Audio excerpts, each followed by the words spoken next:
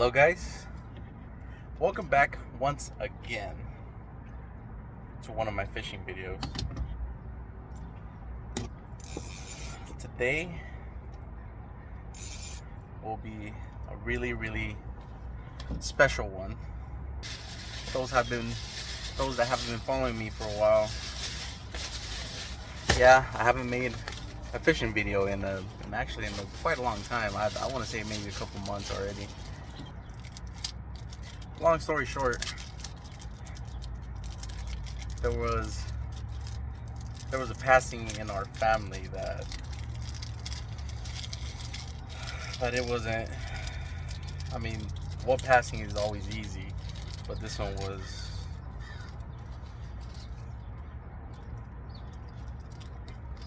different. She was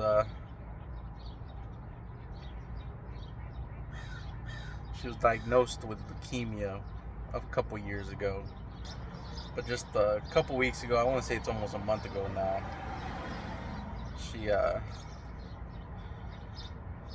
she ended up losing her battle, and unfortunately she passed.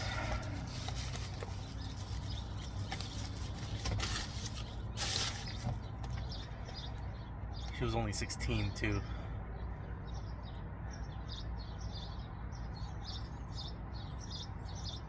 My niece, my number one fan too. My number one fishing fan. She was actually the one that made me this little charm too. I don't know if you can see it, but it's a little guy made out of wire, and he's got a little fishing rod, and then the fish. But this is what I carry all the time with me now to my fishing spots.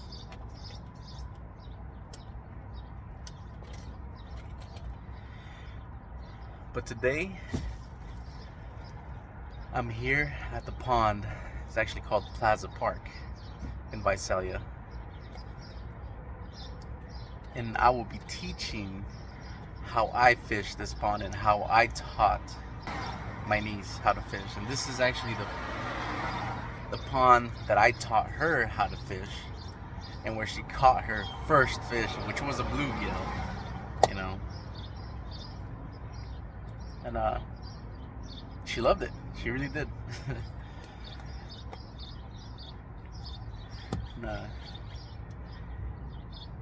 And it'll be some memories, you know, that I always carry with me. It's like it's like that movie, Inside Out, right? It's a core memory. It's a good, amazing memory. But I know she loved it. She loved fishing. She was my number one supporter. And but I'm back here at the pond. I haven't fished this since. So this is why you should learn how to fish, so you can teach your little ones how to fish, and maybe you guys will create, really great memories also. Either at this pond, the same pond, or maybe you live in Tulare, Fresno. I know all of them have their own ponds and they stock fish. Plaza Park hasn't stocked any fish in a long time, which is kind of weird, but I don't know, I feel like they just kind of neglected this area. But let me show you guys my setup, how I set up for it. Just regular bluegill. It's not gonna be anything too crazy. So let me show you guys real quick. Alright, so this is what I have so far. So it's gonna be a really small hook. It's one of the eagle claws. Let me see what size. Size 12. And it's just little tiny bait holder hooks. It's not anything crazy. I was never a big fan of this thick line. I want to say it might be like a 6-pound or 8-pound test line. If it were me, I would put a 4-pound like my main line right here. This is a 4-pound test line. As far as my rod, it's a microlight reel. I don't need anything crazy for this area. And then just a cheap, cheap rod. Shakespeare, it does the job. It has been broken twice. Actually, I just broke it the other day again. I don't even know how, but the rod tips keep on breaking. But I don't need any sensitivity since I will be using these bobbers as my indicators. So sensitivity is not going to be an issue for me. But I just have my small hook. I just tie it on real quick. I don't have any swivels, so I just did a regular knot. I forgot what they're called. I don't even know what they're called. I've been fishing for like all my life, and I don't even know what that knot is called.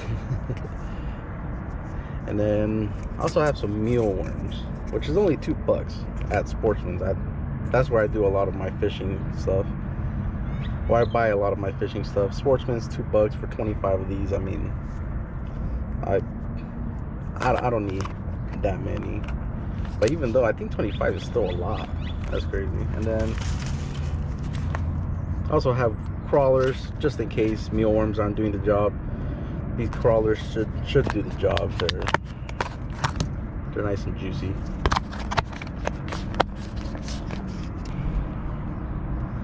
And then also some split shot weights. I forgot to bring more,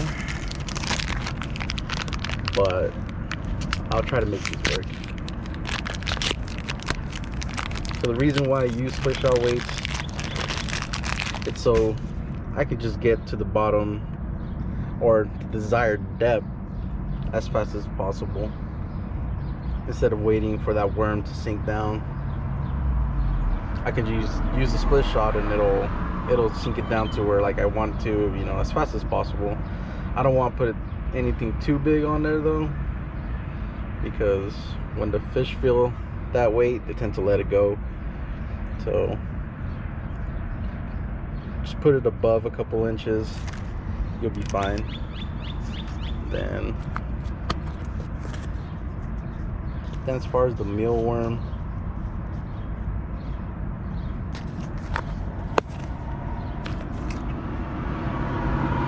just, however you can, just hook it right on there. It's not, shouldn't be anything too crazy. Just hook it on there, and then the sinker, and the bobber.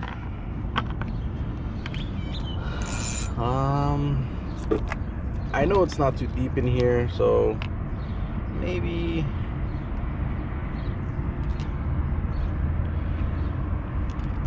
less, maybe about a foot, 12 inches. I would say about 12 inches. We can start off with that. If we don't get any bites, we can adjust it. And this is how I set up my bobber. I put it in through both hooks, or through both of the little hooks. So you got a little push button right there. You push it up, that little hook comes out, stick your line in there, and then the bottom one, you push on the little plastic, that little hook comes out, and put the other side of the line right there. And then if you need to adjust it, just push on the little plastic, you can move it up and down. That is perfect. It might be a little over 12 inches, but we'll start off with that and see what happens.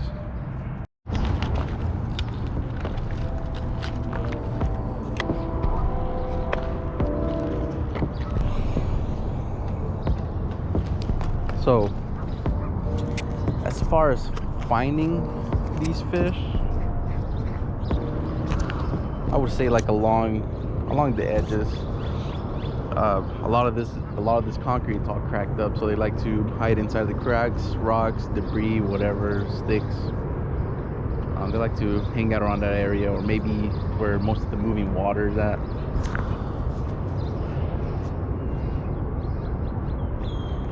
Like this area, I know this area, a lot of the water moves, so this area should have some, but we'll see if we can find them.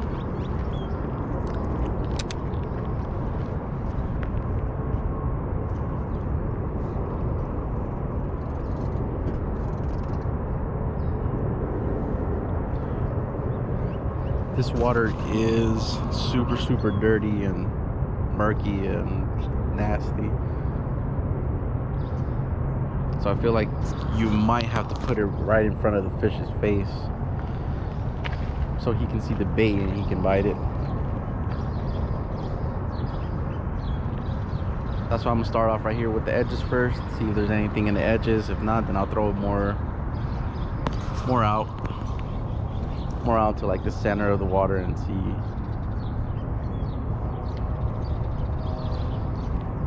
if maybe they're hanging out right there in the center of the water, but we should be able to get some right here. Oh, there's one right there.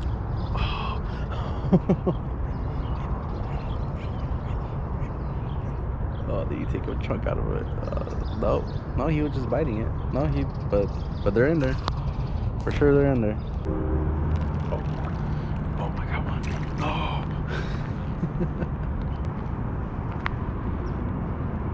Oh, there he is. There's another one.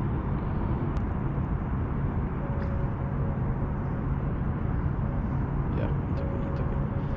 Oh, I got him.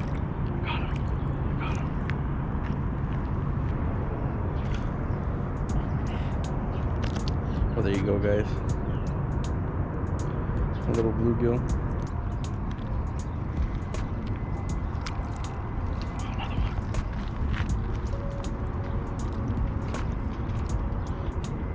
Oh, this one's a little sunfish. Look at that.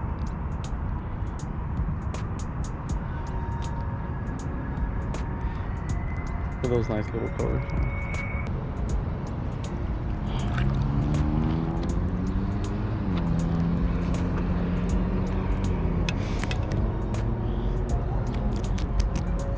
Another little bluegill. Look at that.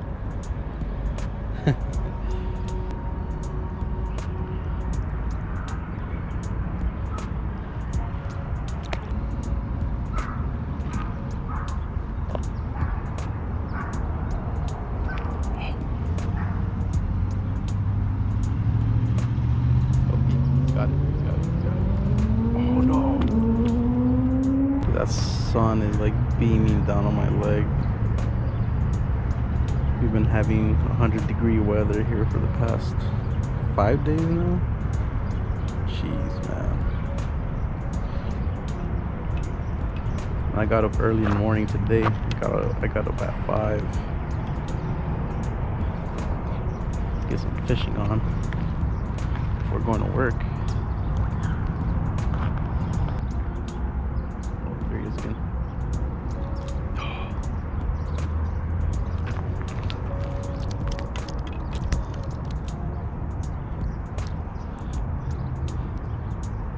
Nice little bluegill. Little buddy. Oh, there's one right there. Yes.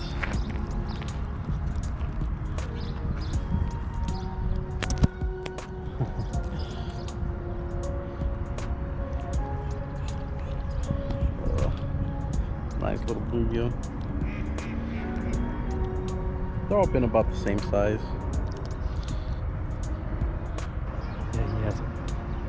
What's the heads up?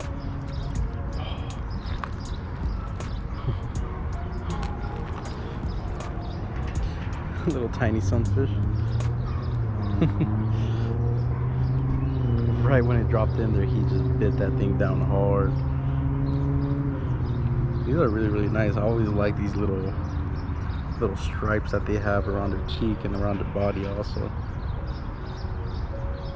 Gorgeous little fish.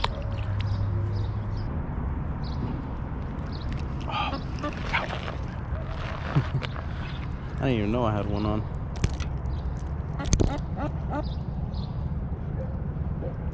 Alright, this is the last fish of the day. At least last fish of this morning. See you later, guy.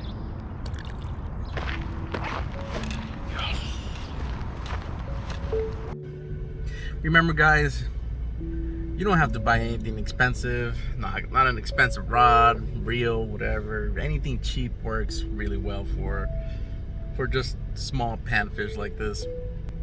The worms are fairly cheap, they're fairly affordable, stuff like that. You know, that's all it takes. You know, some of the cheap gear and just coming out here and just have some fun. You know, make some great memories with your loved ones. Thank you guys for watching another video, and remember, go fishing, but go yachting.